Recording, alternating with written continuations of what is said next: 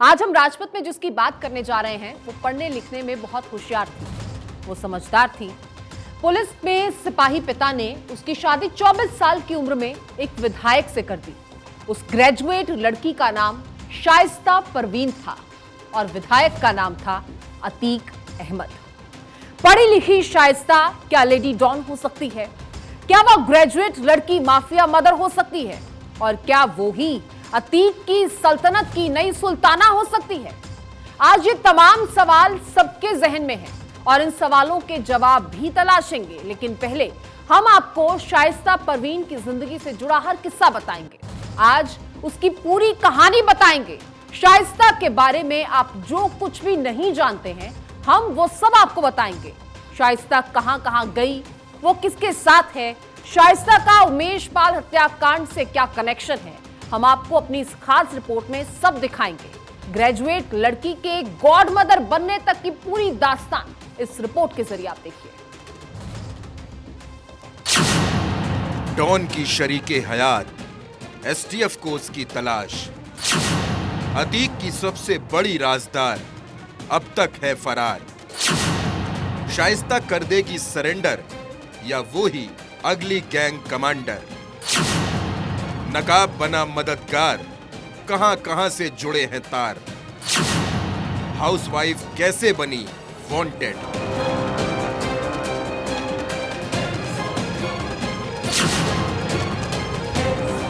हम आपके जरिए गवर्नमेंट से कहना चाहते हैं कि बिल्कुल मट्टी में मिल गए हैं, अब हमारे औरतों को बच्चों को परेशान न करें। अतीक के ये आखिरी शब्द थे अपने परिवार के बारे में, जिसमें परिवार को लेकर उसकी फिक्र साफ साफ दिख रही थी।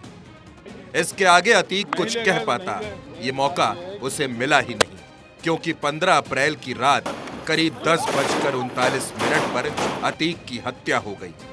साथ ही उसके हर वक्त के क्राइम पार्टनर भाई अशरफ की भी हत्या हो गई। तीसरे नंबर के बेटे असद का 13 अप्रैल को ही एनकाउंटर हो चुका था। परिवार बिखर गया था। अली और उमर, ये दोनों बेटे जेल में हैं। बाकी 2 नाबालिग बेटे बाल सुधार गृह में हैं। लेकिन सबसे बड़ी तलाश है शाइस्ता की। शाइस्ता कहां है? वो अब तक कहां कहां गई? उसके बारे में बात करेंगे, लेकिन उससे पहले बात अतीक की शरीके हयात के अतीत की। आज शाइस्ता की तलाश पुलिस को है, लेकिन पुलिस वालों के साथ शाइस्ता का वास्ता बेहद पुराना है।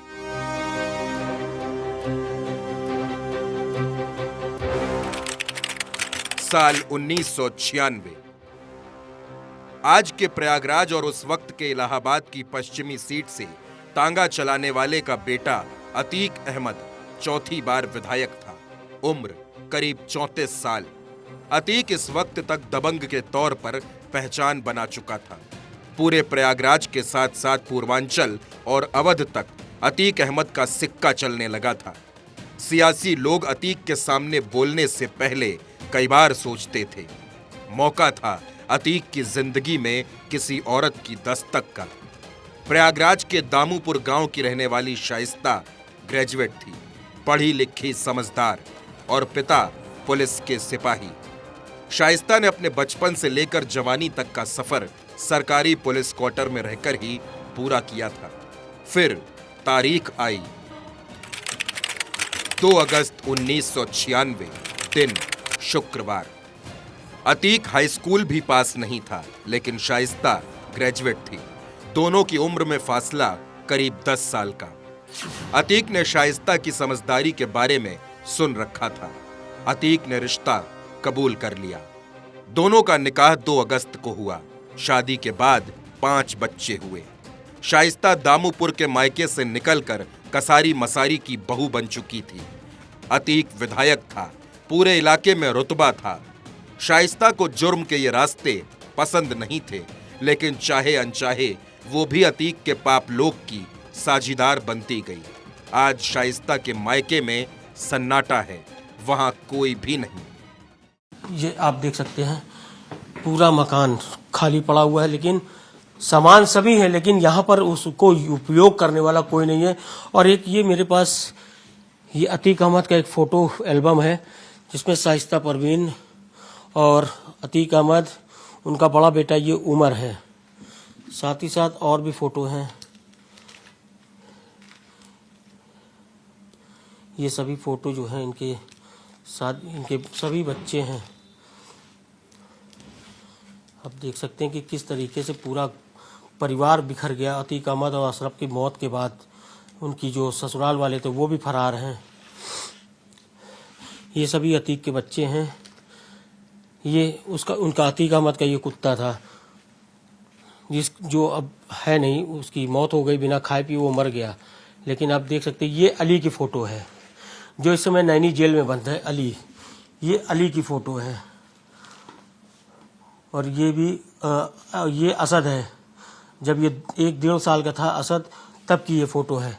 और आप देख सकते हैं कि पूरा घर खाली पड़ा हुआ है।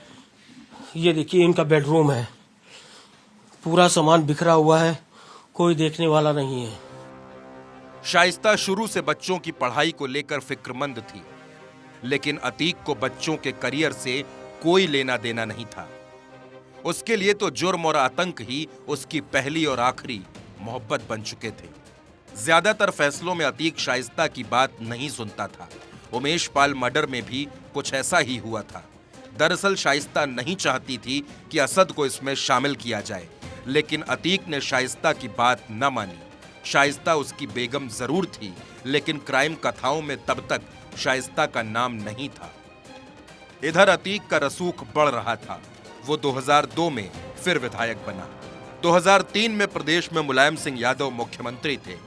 अतीक नेताजी की आंखों का तारा बन गया। 2004 में फूलपुर की सीट से जीतकर सांसद बन गया। अब मौका उपचुनाव का था। अतीक ने पहले सोचा कि शाइस्ता को उपचुनाव लड़वाकर विधायक बनवा दे, लेकिन बाद में उसने अपने भाई खालिद अजीम उर्फ अशरफ को चुनाव लड़ाया।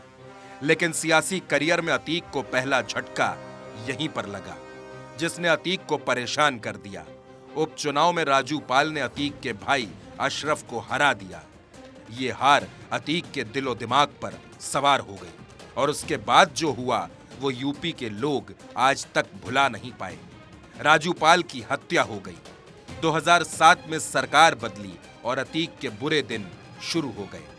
बसपा की सरकार में अतीक और अशरफ को जेल भेज दिया गया।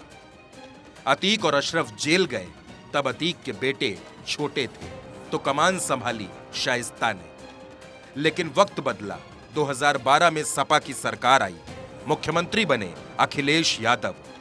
मुलायम सिंह ने अपने दुलारे अतीक अहमद को काल कोठरी से बाहर निकलवाया। 2014 में श्रावस्ती से चुनाव लड़ाया, लेकिन डॉन को दद्दन ने हरा दिया। दरअसल 2004 के बाद अतीक कभी भी चुनाव नहीं जीत सका। अब वक्त आया 2016 के आसपास। मुलायम सिंह और शिवपाल की मंजूरी से अतीक को कानपुर कैंट से प्रत्याशी बनाया गया। अतीक 320 गाड़ियों के काफिले से कानपुर पहुंचा, लेकिन शिवपाल और अखिलेश के बीच छिड़ी अदावत में अखिलेश ने अतीक का टिकट काट दिया। इतना ही नहीं, अखिलेश ने अतीक और मुख्तार जैसे माफिया को सपा से बाहर का रास्ता दिखा दिया। 2018 फूलपुर लोकसभा उपचुनाव। केशव प्रसाद मौर्य यूपी के डिप्टी सीएम बन चुके थे, लिहाजा फूलपुर में उपचुनाव होना था। अतीक ने जेल से ही उपचुनाव लड़ने का फैसला किया। प्रचार की कमान संभाली शाइस्ता परवीन ने। यह पहला मौका था जब शाइस्ता सियासी मंचों पर उतरने वाली थी। शाइस्ता के साथ उमर ने भी प्रचार किया। बाद में उमर पर अपहरण और बिल्डर की पिटाई का आरोप लगा। उमर पर 2 लाख का इनाम घोषित हुआ। इस मामले में उमर ने सरेंडर किया। फिलहाल वो लखनऊ जेल में है। उमर के जेल जाने के बाद अतीक का रसूख फिर गड़बड़ाया। इसके बाद अतीक के पूरे परिवार ने राजनीति में आने का फैसला किया। शाइस्ता ने AIMIM ज्वाइन कर ली। ओवैसी ने ऐलान किया कि 2022 में शाइस्ता को प्रत्याशी बनाएंगे।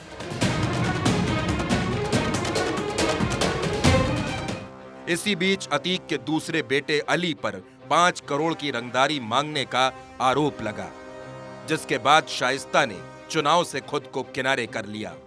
बाद में अली ने सरेंडर किया। फिलहाल अभी वो जेल में है। 2017 से लेकर 2022 तक अतीक के आशियानों पर गरजे बुलडोजर और अवैध संपत्तियों पर कार्रवाई को हर किसी ने देखा है।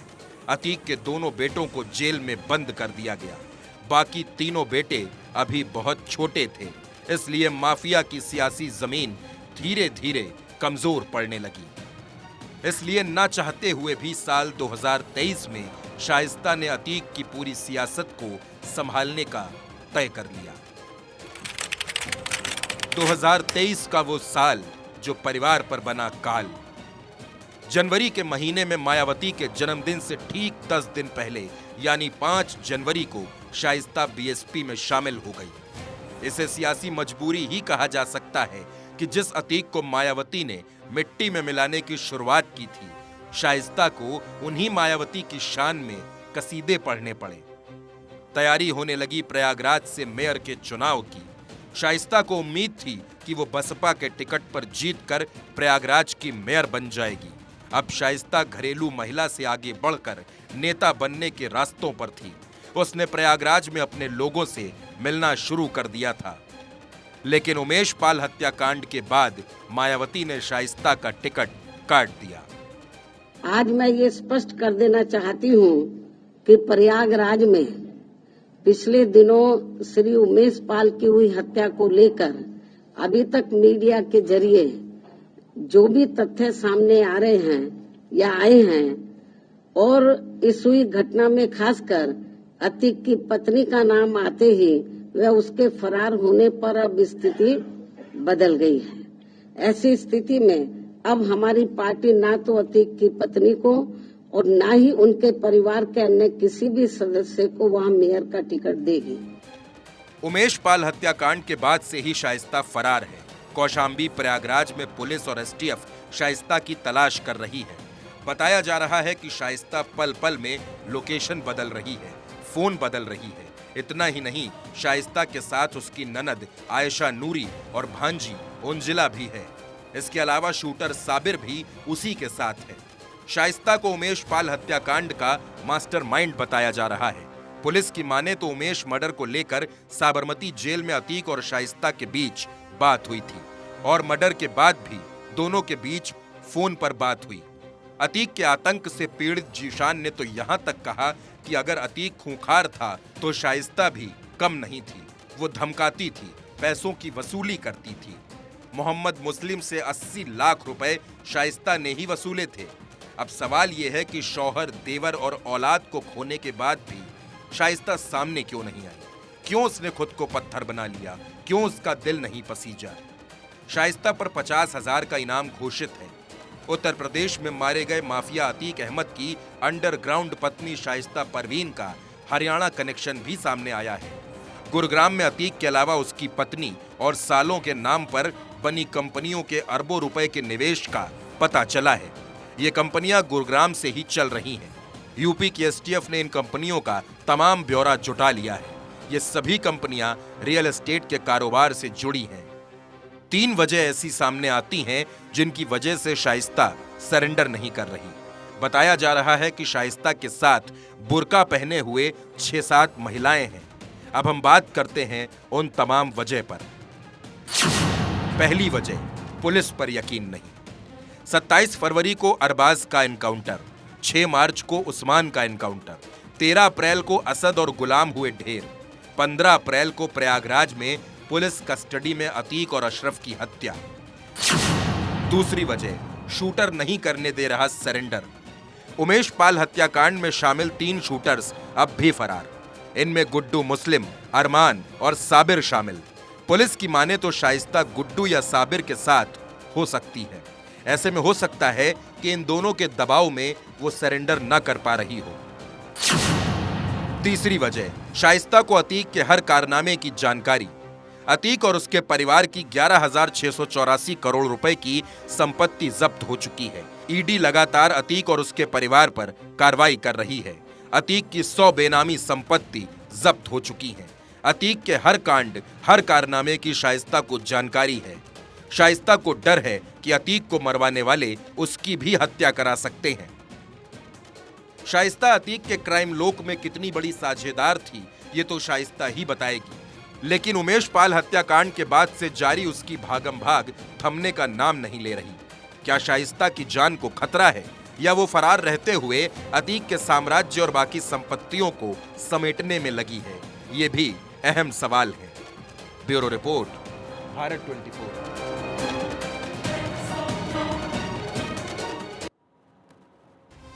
तो चलिए, शाइस्ता परवीन के बाद अब बात करते हैं आफशा अंसारी की। मुख्तार अंसारी की पत्नी आफशा अंसारी, जिस पर अब 50,000 का इनाम घोषित है।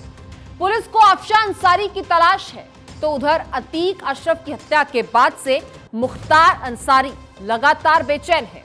आपको बता दें कि यूपी के ये दोनों डॉन अतीक और मुख्तार और इनकी बेगमें अब फरार हैं। दोनों बेगमों पर ही 50,000 का इनाम है। ये रिपोर्ट देखिए।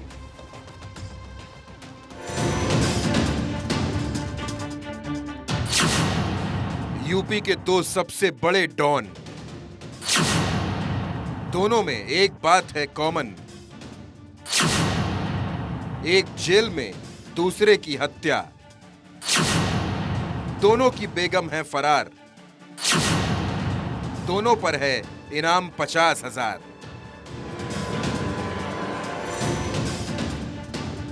अतीक और अशरफ की हत्या के बाद से मऊ का माफिया मुख्तार अंसारी दहशत में है। बांदा जेल में उसकी हर रात बेचैनी से कट रही है। मुख्तार ठीक से खाना भी नहीं खा पा रहा, नींद तो दूर की बात है। 29 अप्रैल को मुख्तार पर फैसला भी आना है। उसे सुनवाई के लिए लखनऊ आना होगा।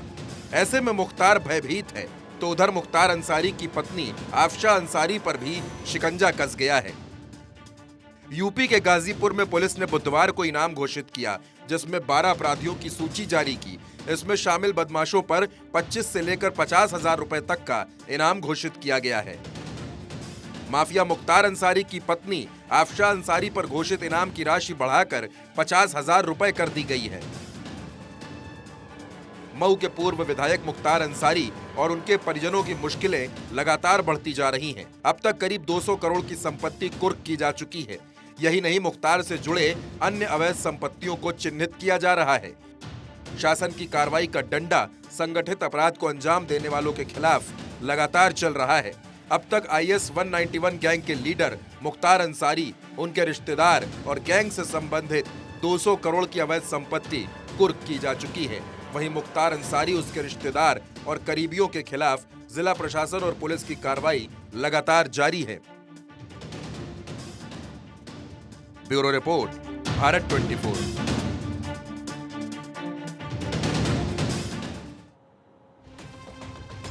और चलिए अब आगे बढ़ते हैं, रुक करेंगे कुछ और अहम खबरों का। आकांक्षा दुबे की बात कर लेते हैं। आकांक्षा दुबे की मौत सुसाइड थी या हत्या, इसका जवाब तो अभी तक नहीं मिल सका है। लेकिन इस मामले में सामने आए आकांक्षा के एक नए वीडियो ने कई और सवाल पैदा कर दिए हैं।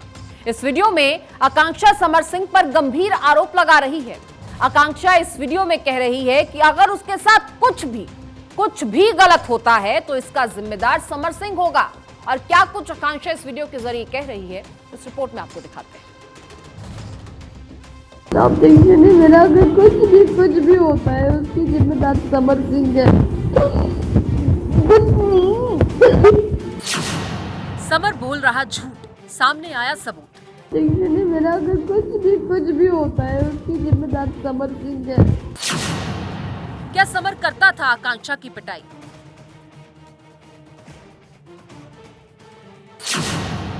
एक्ट्रेस ने रो रो कर पूरी बात बताई। देखिए नहीं, मेरा अगर कुछ भी होता है उसकी जिम्मेदार समर सिंह है। जारी है सवालों की बौछार, समर ही है गुनाहगार।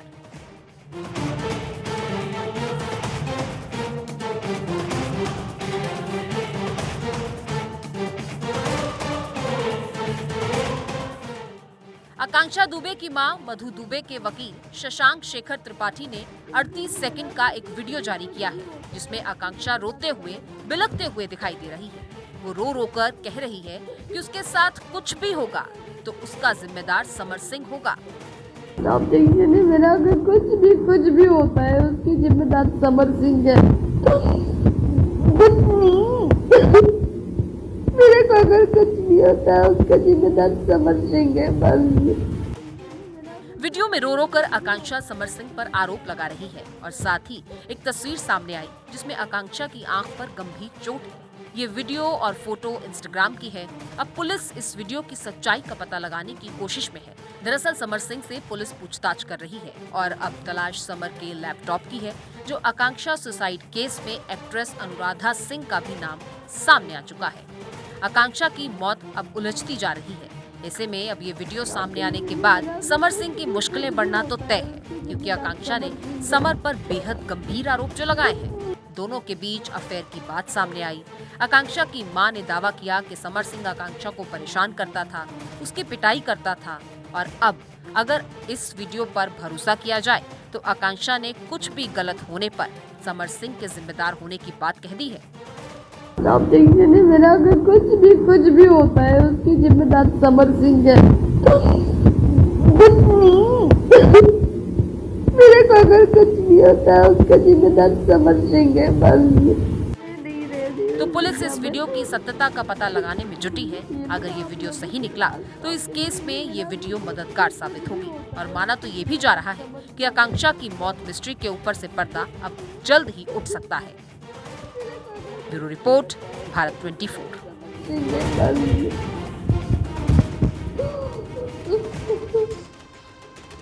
उधर अंडरवर्ल्ड डॉन छोटा राजन के सबसे करीबी गुर्गे को डिपोर्ट कर भारत लाया गया है, और इस गुर्गे का नाम संतोष सावंत उर्फ अबू सावंत है। इसे सिंगापुर से गिरफ्तार कर भारत लाया गया है। सुरक्षा एजेंसियों के लिए यह बड़ी कामयाबी के तौर पर देखा जा रहा है, क्योंकि सावंत को भारत लाने के लिए 1-2 साल से नहीं बल्कि 1 दशक से कोशिश की जा रही थी। क्यों ये इतना जरूरी है और क्यों इसे बड़ी कामयाबी माना जा रहा है, ये इस रिपोर्ट के जरिए आप समझिए।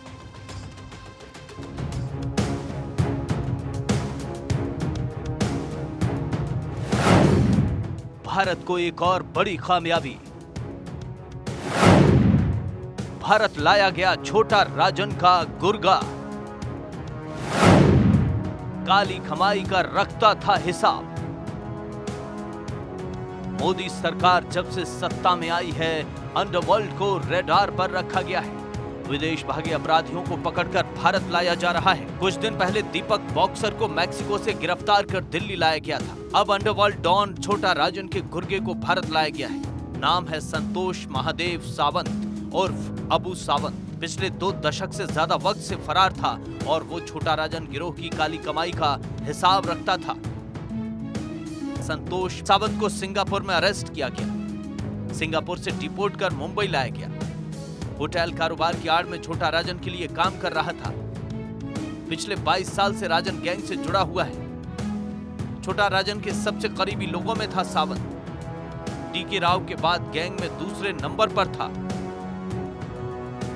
अबू सावंत को भारत लाने की कोशिश की शुरुआत 2010 में हुई थी।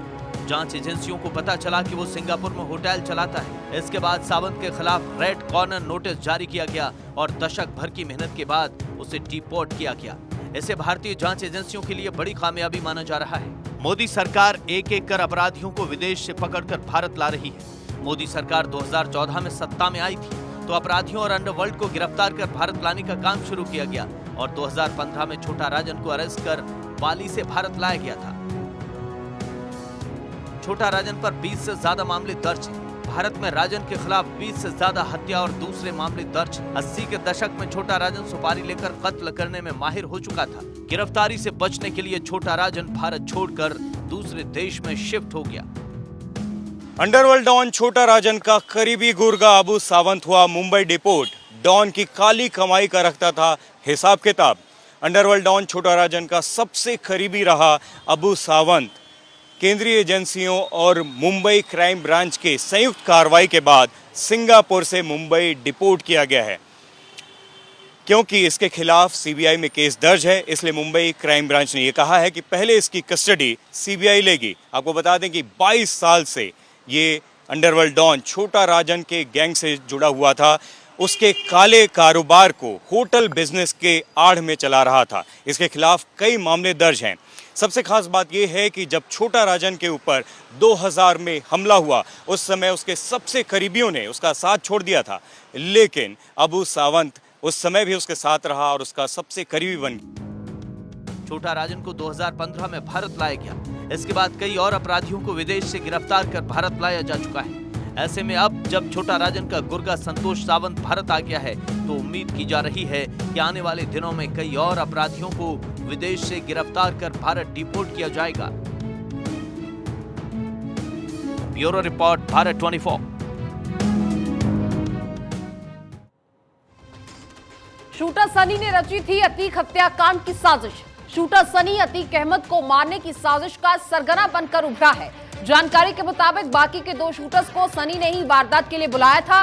15 अप्रैल की रात को 3 शूटर्स सनी, लवलेश और अरुण ने माफिया अतीक और अशरफ को मौत के घाट उतार दिया था। इस हत्याकांड के बाद जांच में पता चला है कि शूटर सनी बड़ा माफिया बनना चाहता था।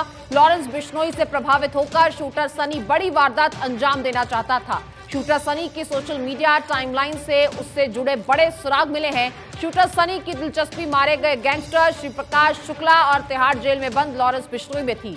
सूत्रों की माने तो शूटर सनी पश्चिमी यूपी के गैंगस्टर सुंदर भाटी से जुड़ा हुआ था।